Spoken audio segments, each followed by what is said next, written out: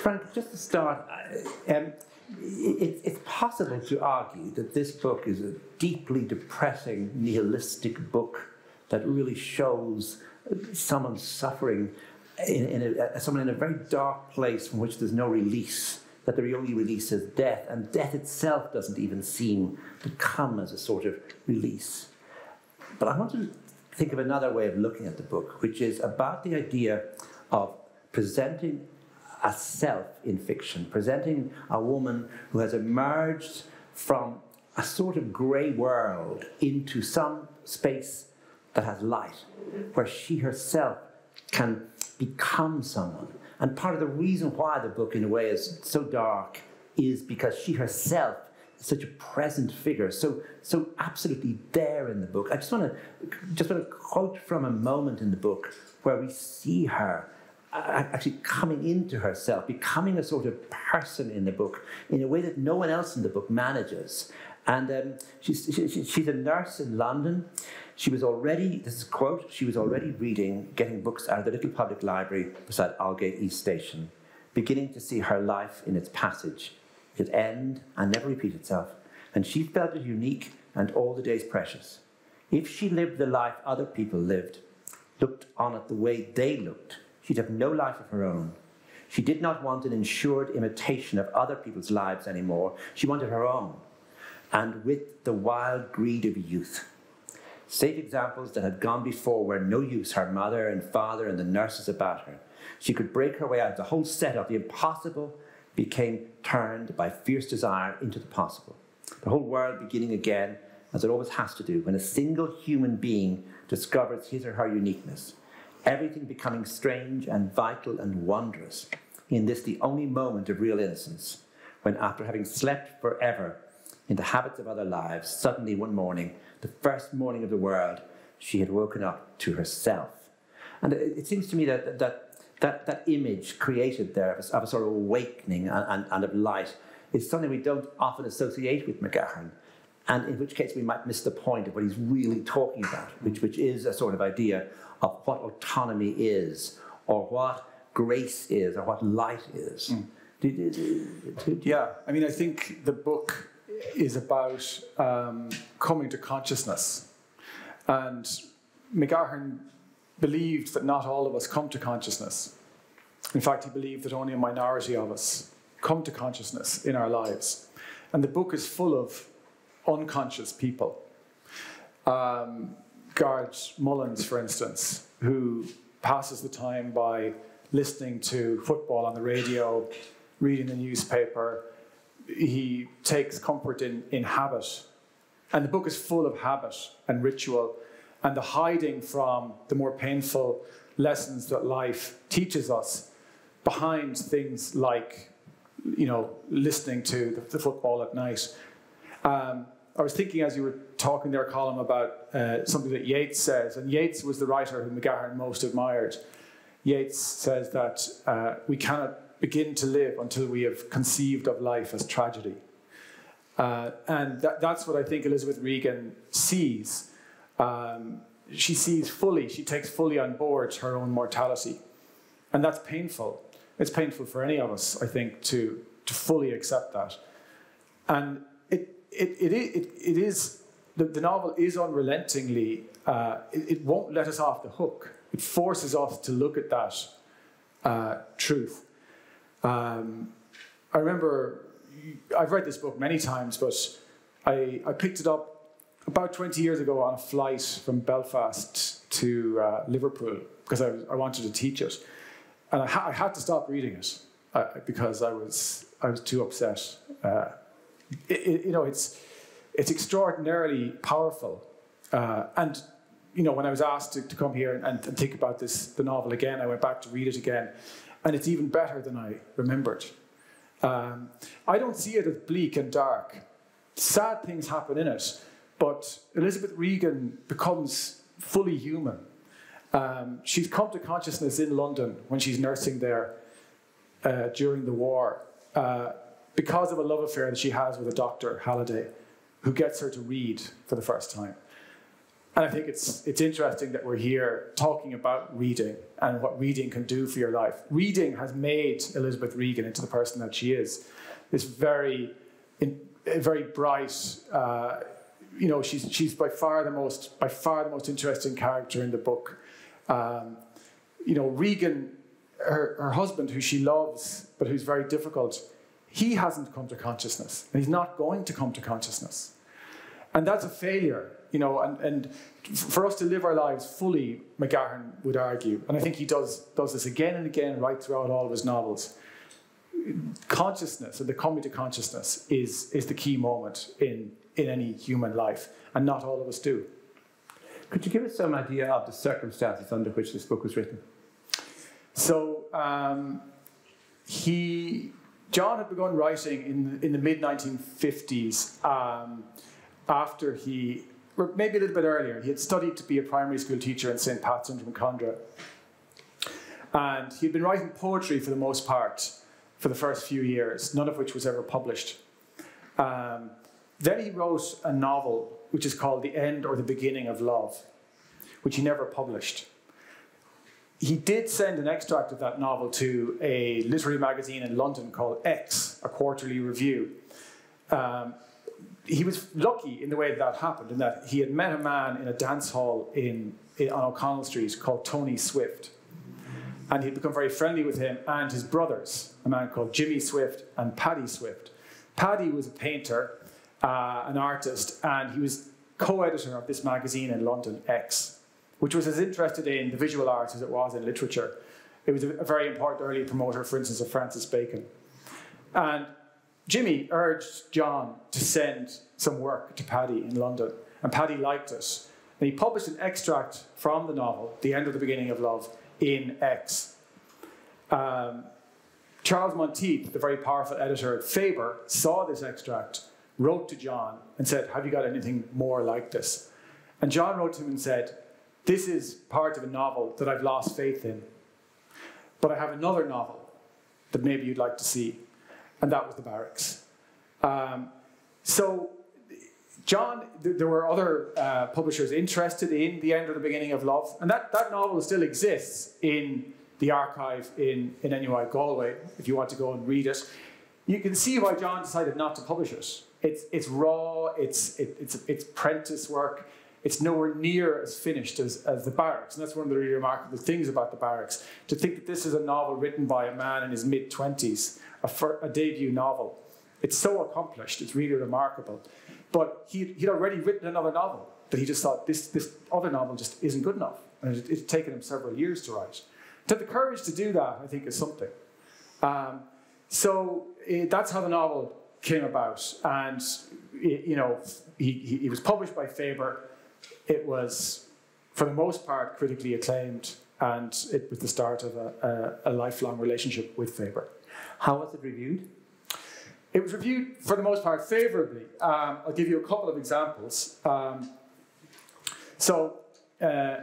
Anthony Burgess, who was one of the major English novelists of the period, A Clockwork Orange and so on, he reviewed it for The Observer, and he liked it very much, and he said, "It has caught so well the peculiar hopelessness of contemporary Ireland." It was reviewed by Kate O'Brien in the Irish University Review. She said, "It's difficult to find words exact enough to express my admiration of this subtle, close-woven, tender, true, poetic work." And in the Sunday Times, it was described as a novel of mesmeric power and beauty, with a wholly, and this is interesting, with a wholly Irish absence of despair. Who wrote that review? A man called Michael Ratcliffe. Right. On the other hand, it got a bad time in Cork. The Cork Examiner had this to say: "A section of this book won the AE Memorial Award for 1962, the first work of fiction so honoured. One feels that it must have been the first section, because in the middle of his novel, Mr. McGahern allows one of his central characters to think back on her life as a nurse in London and the relationship she had with a young doctor. Up to that point in the novel, the story is down to earth. But at that point, the earth changes to mud, and Mr. McGahern sullies his book with expressions which a London jury in a famous trial found acceptable, but which a great number of others most certainly do not. They're referring to the Lady Chatterley trial of 1960. It's a pity that Mr. McGahern so sullies and cheapens his work for a shock effect. We hope he will realise that good writing carries its own conviction. It does not need the cheapening effect of the language of the gutter. I was asking you who wrote that review because I remember McGahern telling me, maybe it was the next novel, The Dark, but it was a man called Julian Jebb. And was it The Dark or The Barracks? It was The Dark. Jebb reviewed the Dark, yes. Yeah, McGahern was in Barcelona and he was just walking along and he saw the foreign newspapers. And he just decided to buy a Sunday Times just to get the news. And as he went through it, he said, oh my God, there's a review of my book. And the review was a glowing review by someone who later became a friend of his. Yes. But he described that moment of being in a foreign city. The last thing he expected was to find this review. Really, if you read all the work, you realise that some of the same tropes come back again and again. I mean, often there's the father figure. He's there amongst women. He's there in short stories like Gold Watch. Often there's the son who went away, or there's the whole business of London as a sort of place that refines the spirit in various ways, or people can find things in themselves that they didn't find at home. Often the same trees, often the same shadows, often the same names. And it leads me to ask you, what would it have been like to have been his father, his stepmother? What would it have been like to be his siblings? I mean, how did they, you can just imagine if your son, husband, brother wrote a novel in which the entire interior of your life was in some way or other described. And some of it changed, of course, it's fiction, but some of it not. How did the family deal with that? Very badly. The father, especially. His sisters, I think, were always very supportive of him. And he had a younger brother also who had very little to say, Frankie, who was living in London. His father, the Sergeant Frank McGahern, when the book was published, he drove to Dublin to confront John in his flat on the Howth Road in Clontarf. And he brought a priest with him. And he described the book as an immoral disgrace. And he banned John from returning to his home for Easter. The book was published in February. So the father, I suppose not surprisingly, hated the book. It's a book which describes, this difficult. Although, in some ways, it's interesting how much Elizabeth still loves him. The father figure in The Dark is a much darker figure than the father figure in the Barracks. And John was fascinated by his father and always sought to try to understand him.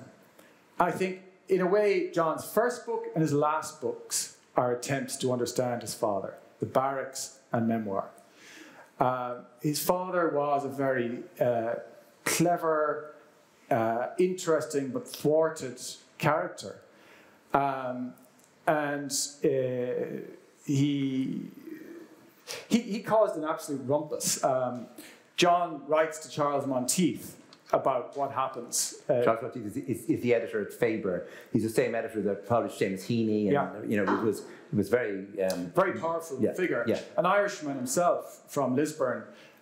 He'd been a brilliant student at Oxford. He had served in the Second World War in Burma, risen to the rank of major. He appears in That They Might Face the Rising Sun as the editor from England. That's so right. We sort of get to know him in that book. Sorry, I interrupted. Yeah, no, sure.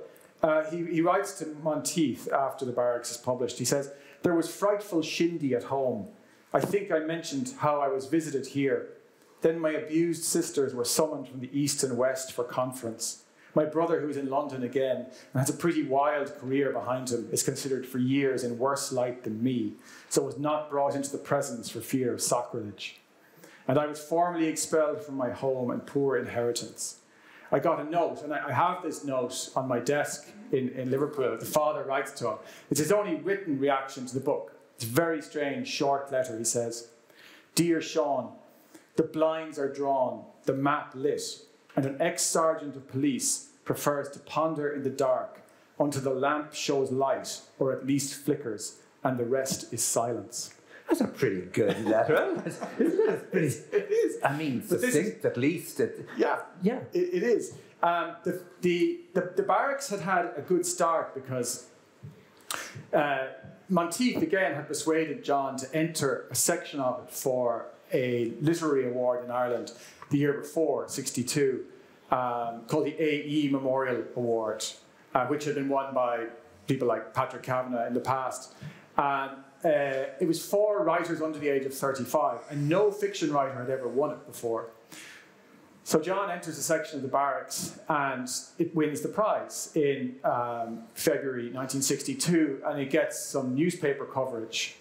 And the father, the sergeant, writes to John about this. The sergeant had remarried at this point to a woman called Agnes, who was John's stepmother. And the other person mentioned here, Placid. Brother Placid was the headmaster of John's secondary school in Carrick-on-Shannon.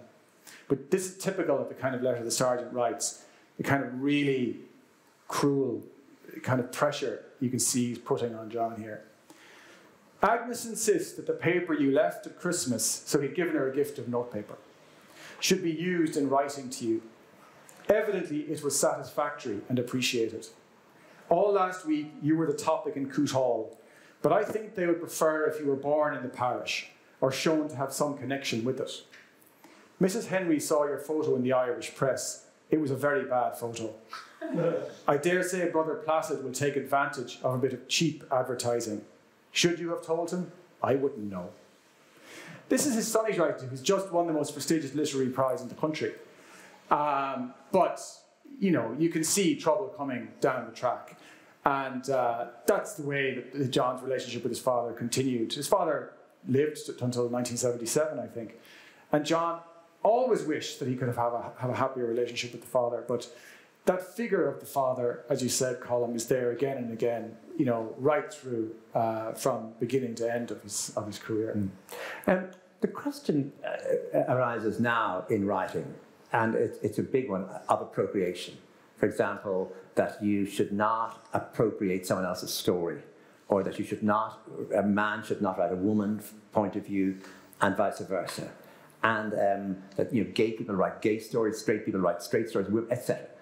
Now, we have in Ireland in this period, for example, two extraordinarily intense books about women, being Brian Moore's Lonely Passion of Judith Hearn and John McGahern's The Barracks, and in which the interior life of a woman who's sort of out of place, who somehow or other either knows something more than everybody else, has that consciousness you've been describing, or else has her level of disappointment is so severe that she stands apart. And the male novelist simply you know, dramatizes this. In the same time, perhaps, as Edna O'Brien is dramatizing these wild young women in The Country Girls who are having a whale of a time, you know, in Dublin. So I just wonder if you could take us through what's your take on this idea of a young man in his 20s writing this story? Well, I think that the imagination has to be respected. And I think that if a woman wishes to write from the point of view of a man, or a man from the point of view of a woman, I think that has to be permitted. I think that is the nature of fiction. It's sort of like, you know, when you're told sometimes, well, you can't talk about Northern Ireland, you know, you're not from there. You can't talk about South Africa, or you can't talk about the war in Ukraine. You're not Ukrainian. But if we do that to ourselves, you know, where does it end? And the Barracks, I mean, Elizabeth Regan is an heroic character. And clearly what John McGahern has tried to do is he's tried, which must have been intensely painful, to get inside the mind of his dying mother, who was... The death of John's mother when he was 9 was without doubt the most important moment in his life.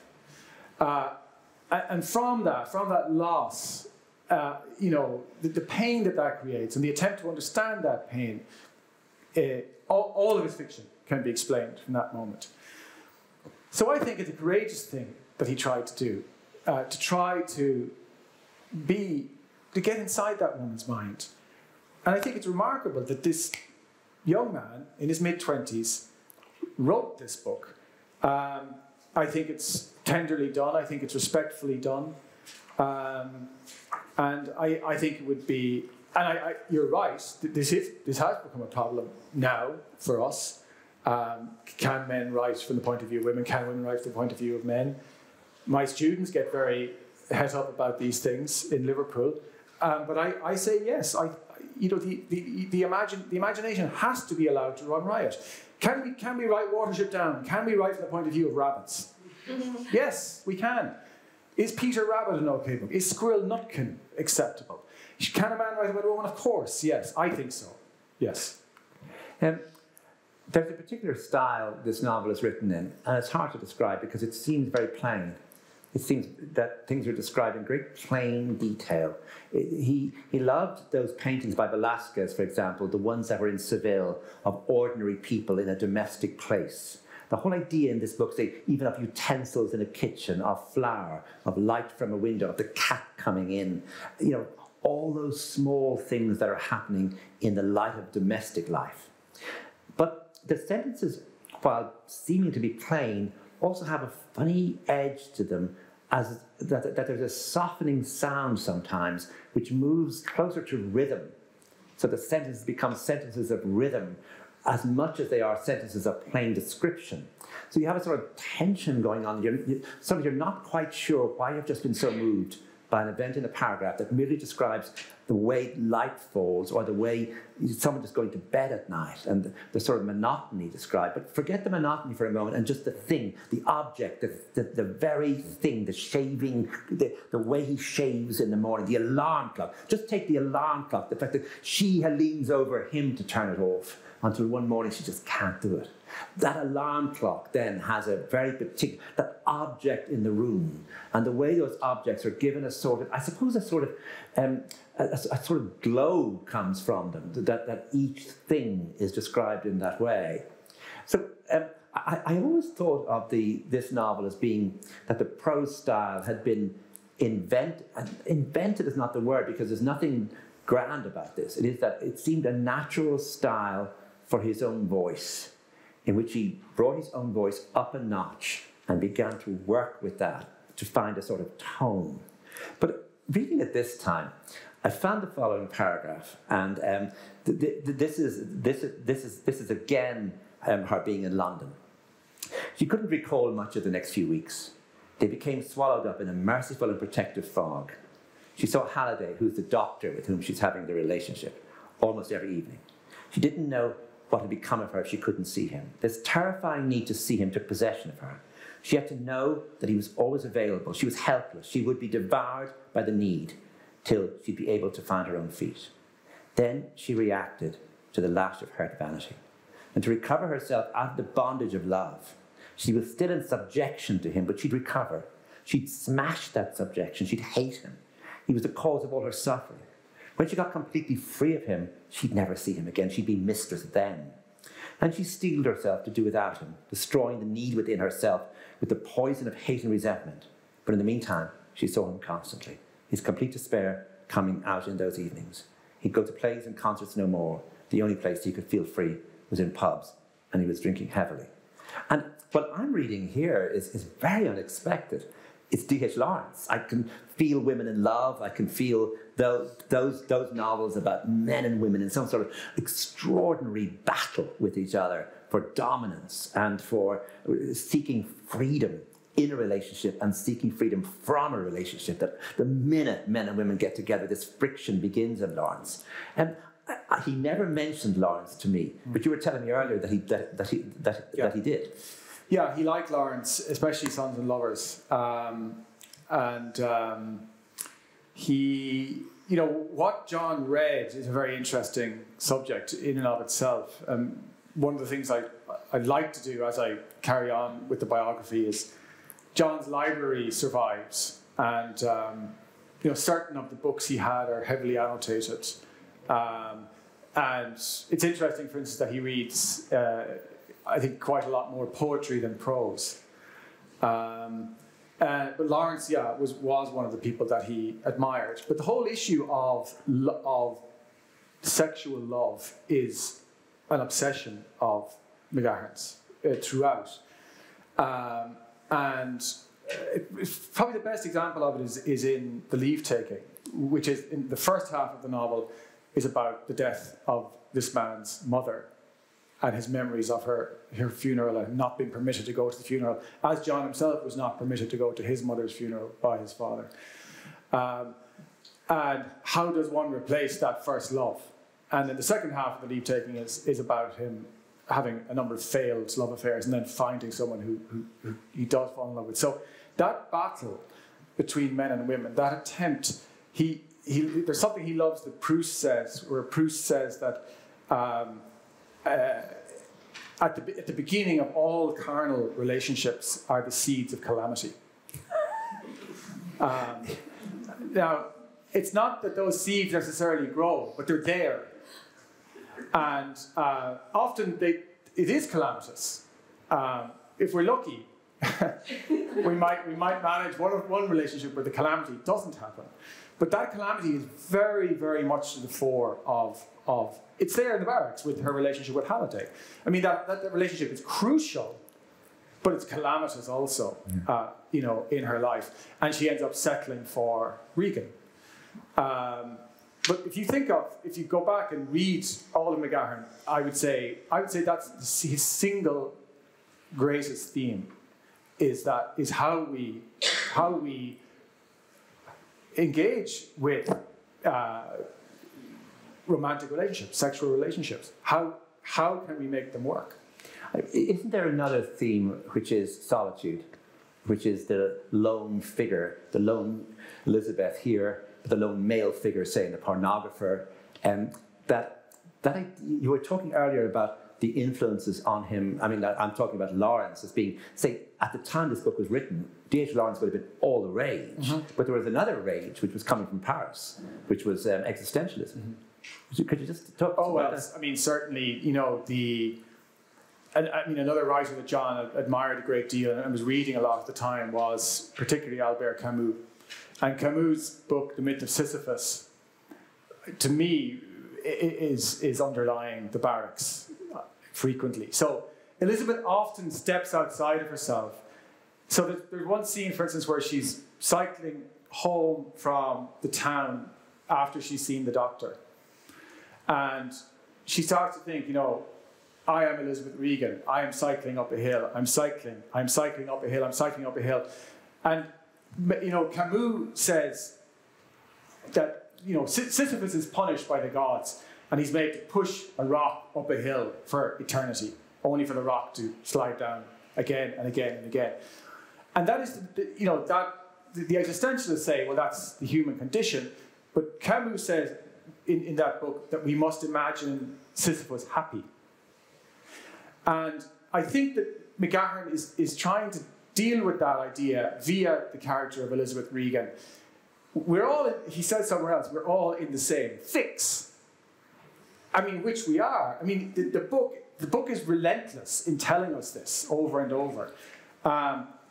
So things like Halliday, a hell of loneliness between a dark birth and as dark a death, very Beckettian notions, or the intolerable vacuum of their own lives, the cry of a fumbling loneliness, a shocking comedy. This is life. And what do we do with that? What do we do about that? And you know, Camus was one of those existentialists who felt that we can still live a good life despite our mortality and the absurdity of what we have to put up with. And I think that, you know, ultimately, of course, it's sad that Elizabeth Regan has to go through this illness and die, but the very fact of her struggle with this, she isn't entirely hopeless. You know, her attempts to go to the church, her attempts to pray, her thinking about the rosary, ultimately not getting succor from that, but she's trying, you know, like Sisyphus, you know, that we all must try. And I think ultimately, for those reasons, for me, it's not a despairing novel. In the mid-90s, there was a thing in France called l'Irlandais imaginaire, and they shipped vast numbers of Irish writers over to Paris. And we were all selling our wares in various places I must say, to the bemusement of the French generally, but except for John McGahern. And he was so famous at that time in France. I think that to move from secondary school to university, to do that matriculation, we used to call it, you had to read one of his novels. But critics were really writing seriously about those ideas of life and death, those ideas of seeking solace from religion and then seeking solace from something deep within the self. And so that while other Irish writers were reading from a platform, he was never doing that. Critics were talking about his work on the platform while he was sitting there. In other words, he really was a very serious figure until there was a panel. Panels are always a disaster.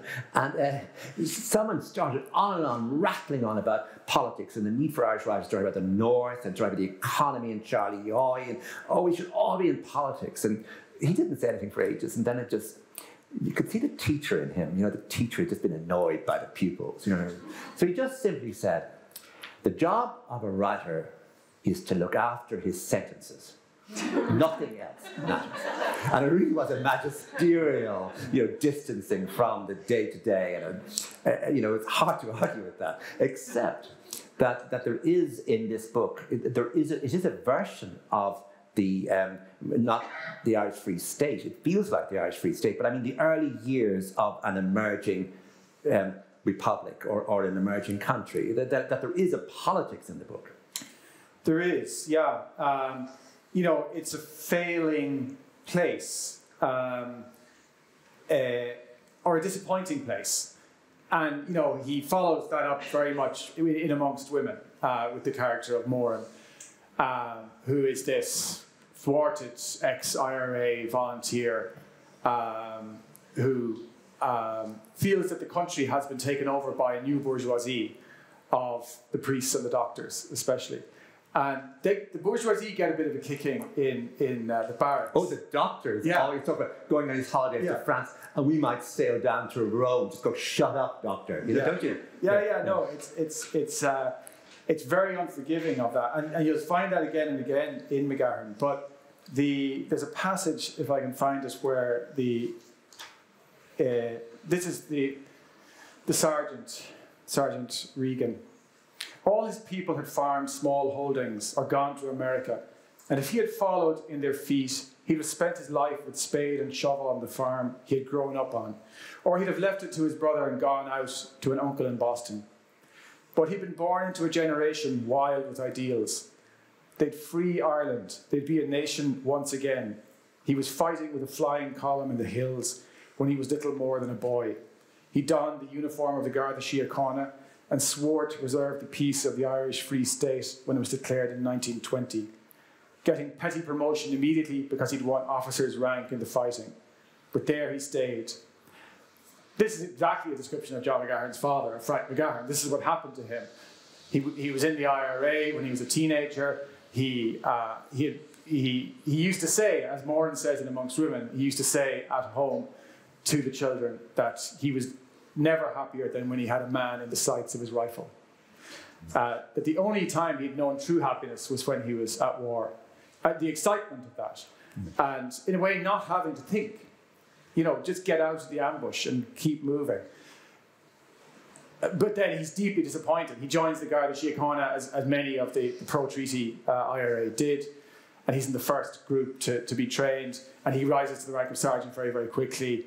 Serves in lots of police stations in Donegal mainly, and then ultimately he comes to Coot Hall. But it's a very disappointing. He feels that the country he fought for hasn't been realised, and that what the British once owned, the priests now own, and the doctors, and that it wasn't worth the struggle. I want to ask you about. I think it was Dennis Sampson, the critic, who pointed out. If you just look at the opening, say, page and a half of the Barracks. There's a titanic, massive battle going on between light and darkness. Almost every sentence has an image of some gleam of light or some glitter or some moment where the shadows come and the darkness falls.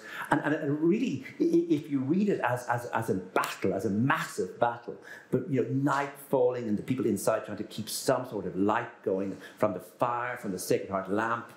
In the very last page, as I mentioned, of Cuchulainn. And I just want to ask you finally, that idea that somewhere in the novel there is a sort of myth being played out about heroism and anti-heroism. Yeah, I mean, the mention of Cuchulainn struck me as I was rereading it this time. Regan was quiet, a sort of bitterness and contempt on the face that leaned towards the fire and the failing light. There's the light again. And then he stared into Mullins's face and said, "It's always easy to make a Cuchulainn out of the other fella, isn't it, John?" I don't know what to make of that, other than that McGahern, as I said already, Yeats was hugely important to him. And I know that he had seen a production of The Death of Cuchulainn in Weston Row in 1959 when he was writing The Barracks. And Cuchulainn, of course, fights this existential type of fight where he fights the waves. He beats the waves with his sword. And, you know, he's gone mad, essentially. As Regan has kind of gone mad trying to best Quirk in this pointless, you know, bitter fight. And, you know, Elizabeth herself is, you know, look, we're all Cuchulainn, you know, we're all fighting the waves and none of us are going to win. But I think it happens again at the end of Amongst Women when the faded tricolour is on the coffin of Moran, and this old man appears from the crowd and he's described as something along the lines of from the time of Finn McCool. So there is some kind of mythical, archetypal thing going on in McGahern. A few critics, James Wise especially, has written very well about McGahern's interest in Carl Jung and the idea of a kind of race memory or a kind of collective unconscious that I do think is there also. But I shall have to give that one more thought. Okay. Thank you very much. Frank, it's really good of you to come and to talk to us about this book. And thank you very much, everyone, for coming. Thank you. Thank you.